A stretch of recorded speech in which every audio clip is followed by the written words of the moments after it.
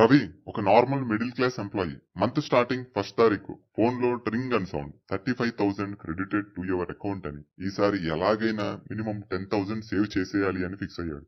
Cut చేస్తే exactly fifth date కి house rent ఏమో 12,000, క్రెడిట్ కార్డ్ బిల్ ఏమో 8,000, లాస్ట్ మంత్ లో చేసిన online food and shopping bills వల్ల bike EMI 4,000, current and wifi 2,000, weekend outings కి వస్తే 3,000, బ్యాలెన్స్ ఎంత జస్ట్ 6,000. మంత్ ఎండ్ అవ్వడానికి ఇంకా 25 డేస్ ఉన్నాయి. రవి సిచ్యువేషన్ ఇప్పుడు వెంకీ సినిమాలో ట్రైన్ లో రవితేజ్ ఎలా అయిపోయింది. ఏం జరుగుతుందో తెలియదు కానీ జేబులు మాత్రం ఖాళీ. ఎందుకు మనం ఎంత కష్టపడినా శాలరీ పెరిగినా మంత్ ఎండ్ కి జీరో బ్యాలెన్స్ తోటి స్ట్రగుల్ అవుతున్నాం. ప్రాబ్లం మీ దగ్గర లేదు, సొసైటీలో ఉన్న ఇన్విజిబుల్ ట్రాప్స్ లో ఉంది. ఈ రోజు ఆ 7 ట్రాప్స్ ఏంటో, వాటి నుండి ఎలా బయటపడాలో చూద్దాం. Trap 1, life style inflation and quick commerce trap. Ravi starting salary 18,000 ఉన్నప్పుడు హ్యాపీగానే ఉన్నాడు. సింపుల్ ఫోన్, నార్మల్ బైక్, అమ్మ చేసిన ఫుడ్, సేవింగ్స్ కూడా భలేగా అయ్యేది. కానీ ఇప్పుడు శాలరీ 35,000 కి వచ్చింది. ఇప్పుడు చూస్తే 10 మినిట్స్ లో గ్రాసరీస్ రావాలి, డైలీ బయట నుంచి ఫుడ్ రావాలి, చేతిలో లేటెస్ట్ ఫోన్ ఉండాలి. దీన్నే క్విక్ కామర్స్ ట్రాప్ అంటారు. స్విగ్గీ, ఇన్స్టామార్ట్ ఆర్ జెప్టోలో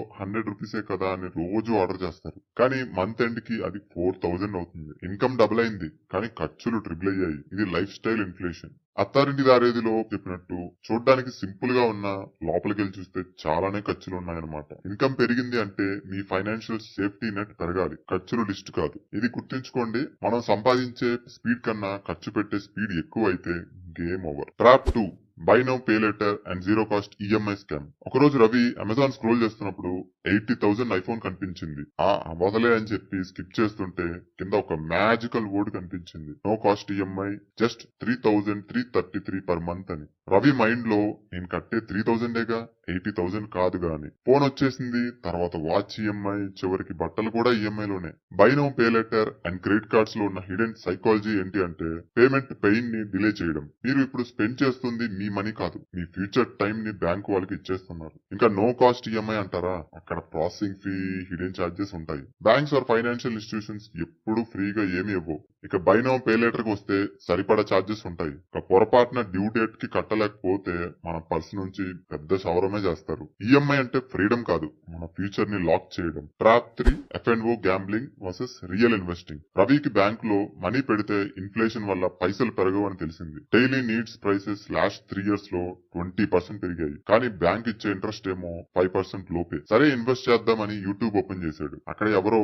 రోజుకి 5,000 సంపాదించండి అని ఆప్షన్స్ ట్రేడింగ్ వీడియో పెట్టారు. రవికి కేజీఎఫ్ రాకీ బాయ్ లా ఓవర్ నైట్ రిచ్ అయిపోవాలని ఆశ. పుట్ కొన్నాడు, షేర్ పెరిగింది. తర్వాత మార్కెట్ మూవ్ చూసి కాల్ కొన్నాడు, ఇప్పుడు షేర్ తగ్గింది. ఉన్న 50,000 రూపీస్ పూర్తిగా జీరో అయిపోయింది. లేటెస్ట్ సెబీ రిపోర్ట్ ప్రకారం F&O లో ట్రేడ్ చేసే 10 మంది రీటైల్ ఇన్వెస్టర్స్ లో 9 మంది మనీ లాస్ అవుతున్నారు. Average loss per person is 50,000 rupees plus. Suryabhai, F&O లో పెట్టే ముందు గుండె గట్టిగా ఉండాలి, బ్యాలెన్స్ ఎక్కువ ఉండాలి. ఆప్షన్ సెల్లర్స్ కే ప్రాబబిలిటీ ఎక్కువ ఉంది బయర్స్ కన్నా కూడా. అది కూడా patience and long term view and strategy ఉంటేనే. Trading is active income and చాలా risky. Investing is passive income. Bank లో పడిన మనీ నిద్రపోతుంది, కానీ ట్రేడింగ్ లో పెట్టిన మనీ ఆవిరైపోతుంది. ఇక mutual funds are index funds లో పెట్టిన మనీ సైలెంట్ గా పనిచేస్తుంది. Trap 4, the fake rich syndrome are social pressure. Ravi వాళ్ళ తమ్ముడు పెళ్లి, బడ్జెట్ 10 lakhs. కానీ చుట్టాలు ఏమనుకుంటారు, ఇన్స్టాగ్రామ్ లో గ్రాండ్ గా కనిపించాలిగా. అలా ఫైనల్ గా 20 lakhs. దానికి మళ్ళీ ఒక పర్సనల్ లోన్. ఎవరి కోసమో ఖర్చు పెడుతున్నారు, ఆ చుట్టాలు పెళ్లి మర్చిపోతారు. కానీ లోన్ మాత్రం మనమే కట్టాలి. ఫారమ్స్ లో చూస్తే 30% యూత్ పర్సనల్ లోన్స్ తీసుకుంటుంది. వాళ్ళు నిజంగా అవసరం ఉండి కాదు, వేరే వాళ్ళని ఇంప్రెస్ చేయడానికి. అక్కడ స్పేస్ లేదు, ఆయన క్రియేట్ చేసుకున్నాడు. అలాగే మన దగ్గర బడ్జెట్ లేదు, కానీ పక్క వాళ్ళని ఇంప్రెస్ చేయడానికి అప్పులను క్రియేట్ చేసుకున్నాం. చెప్పొచ్చేది ఏంటంటే వీలైనంత వరకు టెంపరీ స్టేటస్ కోసం పర్మనెంట్ ఈఎంఐలు తెచ్చుకోకండి. Trap 5, blind trust on influences. స్కూల్లో మనకి సైన్ థీటా, కాస్ థీటా నేర్పించారు. హిస్టరీలో యుద్ధాలు ఎప్పుడయ్యాయో చెప్పారు. కానీ సిబిల్ స్కోర్ ఎలా పెంచుకోవాలి, ఇన్కమ్ ట్యాక్స్ ఎలా సేవ్ చేయాలి, ఎస్ఐపి ఎలా స్టార్ట్ చేయాలి ఎవ్వరూ చెప్పలేదు. ఇప్పుడు ప్రాబ్లం ఏమొచ్చిందంటే హాఫ్ నాలెడ్జ్ తో ఉండే టెలిగ్రామ్ గ్రూప్ ఇంకా ఫేక్ ఫైనాన్స్ రీల్స్ చూసి మిడిల్ క్లాస్ వాళ్ళు ఇన్వెస్ట్ చేస్తున్నారు. Except few genuine and honest creators. Quick money schemes చూసి మోసపోతున్నారు. రీల్ చూసి స్టాక్ మార్కెట్ లో పైసలు పెట్టడం, హీరో ఎంట్రీ చూసి ఫిజిక్స్ ఎగ్జామ్ రాయడం రెండు ఒకటే. రెండిట్లో ఫెయిల్ అవ్వడం గ్యారంటీ. ఎడ్యుకేషన్ మిమ్మల్ని జాబ్ వరకు తీసుకెళ్తుంది, కానీ మంచి ఫైనాన్షియల్ ఎడ్యుకేషన్ మిమ్మల్ని ఫ్రీడమ్ వైపు తీసుకెళ్తుంది. Trap 6 procrastination. రవి ఎప్పుడు అనుకుంటాడు ఈ పైసలు రాని నెక్స్ట్ మంత్ నుండి పక్కా ఒక 2000 SIP స్టార్ట్ చేస్తా అని, కానీ ఆ నెక్స్ట్ మంత్ ఎప్పటికీ రాదు. ఇన్వెస్ట్మెంట్ స్టార్ట్ అవ్వవు. కాంపౌండ్ ఇంట్రెస్ట్ లో the most important element money కాదు. 20 years కి రోజు 100 రూపీస్ అంటే మంత్ కి 3000 ఇన్వెస్ట్ చేస్తే 12% రిటర్న్ తో అది 30 lakhs అవుతుంది. కానీ లేట్ గా స్టార్ట్ చేసి మంత్ కి 10,000 పెట్టినా ఆ మ్యాజిక్ క్రియేట్ అవ్వదు. కాంపౌండింగ్ తగ్గేదేలే అంటుంది, కానీ నువ్వు లేట్ చేస్తే అది పెరిగేదేలే. పర్ఫెక్ట్ టైం కోసం వెయిట్ చేస్తే లైఫ్ మొత్తం ఆగిపోతుంది. Start small but start now with some strategy. Trap 7 no emergency fund and medical inflation. అనుకోకుండా రవి ఫాదర్ కి హెల్త్ బాగలేక హాస్పిటల్లో అడ్మిట్ చేశారు. ఇన్సూరెన్స్ లేదు, ఎమర్జెన్సీ ఫండ్ లేదు, బిల్ ఏమో 1.5 lakh రూపీస్ అయింది. అప్పుడు రవి ఫ్రెండ్స్ ని రిలేటివ్స్ ని అడగాల్సి వచ్చింది. ఆ టైంలో ఉన్న ప్రెషర్, మెంటల్ స్ట్రెస్ అంతా ఎంత కాదు. ఇండియాలో ప్రెసెంట్ మెడికల్ ఇన్ఫ్లేషన్ 14% గా ఉంది. అంటే ప్రతి 5 years కి హాస్పిటల్ బిల్స్ డబుల్ అవుతున్నాయి. మీ దగ్గర మినిమం 6 months ఎక్స్పెన్సెస్ కి సరిపడా ఎమర్జెన్సీ ఫండ్ లేకపోతే ఒక సింగిల్ మెడికల్ బిల్ మీ టోటల్ సేవింగ్స్ ని జీరో చేస్తుంది. చాలా సార్లు మైనస్ లోకి వెళ్ళిపోతుంది అప్పుల వల్ల.